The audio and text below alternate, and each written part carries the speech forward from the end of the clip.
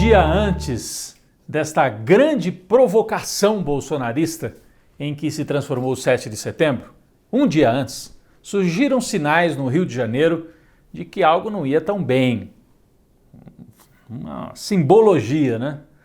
Os paraquedistas das Forças Armadas estavam fazendo ensaios para essa grande provocação bolsonarista em Copacabana, o uso das Forças Armadas, e estavam ali fazendo um ensaio no bairro de Copacabana, uma grande ventania no Rio de Janeiro, e os paraquedistas acabaram sendo desviados, era para descer na praia, e acabaram descendo no meio dos prédios. A gente tem imagens, olha, aliás, uma delas chocante, o paraquedista ficou inclusive ferido, né, na queda, um outro se enroscou na árvore, teve esse que caiu no meio da rua, talvez um sinal de queda, né, um símbolo da queda do Bolsonaro.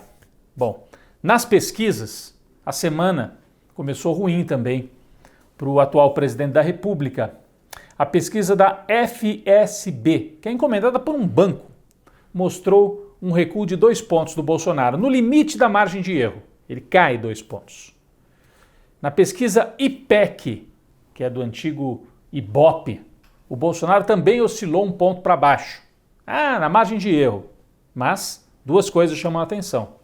Primeiro que ele para de subir, até cai, né?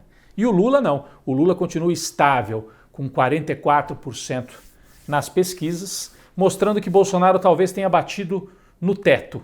Lula segue tranquilo, em primeiro lugar, inclusive na IPEC com chance, na pesquisa IPEC, com chance de ganhar em primeiro turno.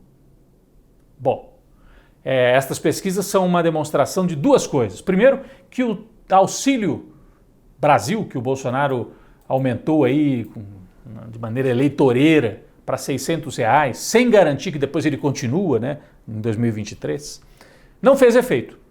O povo que ganha até 2 salários mínimos em massa votando no Lula. E as pesquisas mostram, quando você pergunta para as pessoas, e o auxílio? O auxílio foi feito para o Bolsonaro tentar ganhar a eleição. As pessoas dizem isso, então elas sabem, pegam os R$600, mas não querem votar no Bolsonaro, porque percebem que é um governo oportunista e que não dá garantias para o futuro. Então, primeiro ponto, o auxílio não adiantou para o Bolsonaro.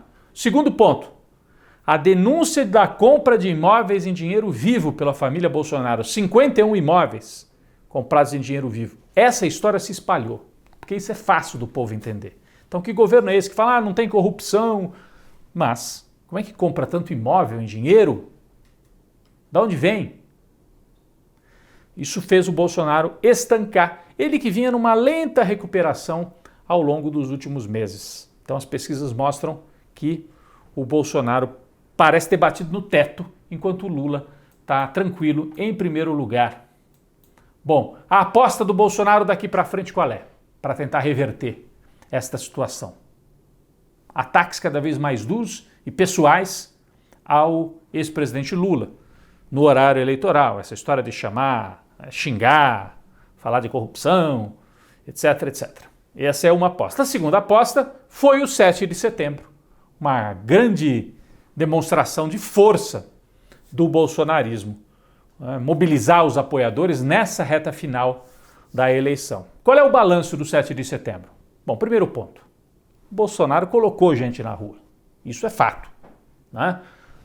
Brasília teve o desfile oficial e teve o ato político do Bolsonaro. Nesse palanque das autoridades em Brasília, o que chama a atenção, o que fazia o velho da van vestido daquela maneira estranhíssima ao lado do Bolsonaro? De um lado a primeira-dama, do outro o velho da van. O presidente de Portugal, né, que era uma autoridade convidada, um chefe de Estado, ficou mais afastado. Em primeiro lugar estava o velho da van. O que será que ele tem de tão importante para o Bolsonaro, né? Mas depois o Bolsonaro foi ao ato político ali no Gramado, bastante gente, o balanço é de que talvez um pouco menos do que em 2021, mas ainda assim uma demonstração de força. A máquina pública e privada atuou fortemente. Dinheiro do agronegócio, dinheiro de empresários como o velho da van, mobilização de funcionários públicos e mobilização da máquina das Forças Armadas, além do bolsonarismo, que tem adeptos mesmo e tem apoiadores em Brasília. O Bolsonaro voltou a atacar o Supremo Tribunal Federal, não citou nominalmente os ministros Alexandre de Moraes, o Fachin, o Barroso, mas fez um ataque ao Supremo e deixou correr solta, né, aquela manifestação de fechar Supremo, ataques, intervenção militar, isso tudo estava nas faixas ali em Brasília. Manifestação pesada de extrema direita. Depois, o Bolsonaro tomou o avião, foi até o Rio de Janeiro e aí fez uma motociata percorrendo ali o aterro do Flamengo e terminou a tarde em Copacabana, também uma manifestação com bastante gente em Copacabana e, de novo, muito violento nas falas contra o Lula e as faixas também com ataques a jornalistas, com ataques às autoridades do Supremo Tribunal Federal e a presença militar, a mistura entre a atividade política, o comício e o uso da máquina pública. O resumo, Bolsonaro botou gente na rua, esse é um ponto importante, talvez um pouco menos do que em 2021. Segundo ponto, cometeu crimes, ele usou a máquina pública, qualquer outro teria a candidatura cassada, mas o Bolsonaro consegue emparedar as instituições com todo esse discurso que ele vai fazendo. Um terceiro ponto para a gente analisar. Bom, o Bolsonaro, né, conseguiu as fotos, as imagens que ele queria, de gente na rua. Agora, ele ganha voto com isso? Ele ganha algum voto com essa demonstração de força, com faixas pedindo o fechamento do Congresso, com ataques à imprensa, com xingamento e com aquela fala patética dele sobre a questão sexual em Brasília? Imbrochável. É algo que causa até repugnância, não? E mostra que o Bolsonaro tem uma fixação com esse tema. Qual é o problema dele? Ele deve ter problemas nessa área, sérios. Mas é questão dele com a mulher dele. De qualquer maneira, ele ganha voto com essas falas, algumas repugnantes, outras criminosas? No meu entendimento, não. Não avança para além da bolha, não consegue recuperar terreno na campanha eleitoral. Então, para que serve esta manifestação?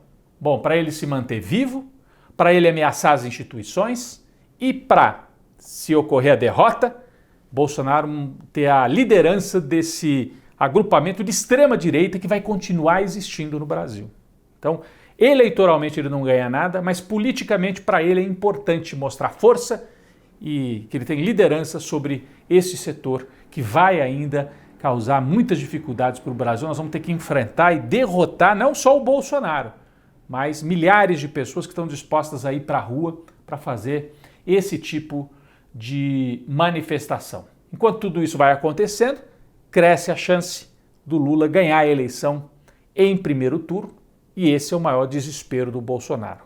A aposta da imprensa tradicional é Ciro e Simone Tebet crescerem um pouco para pelo menos forçar um segundo turno.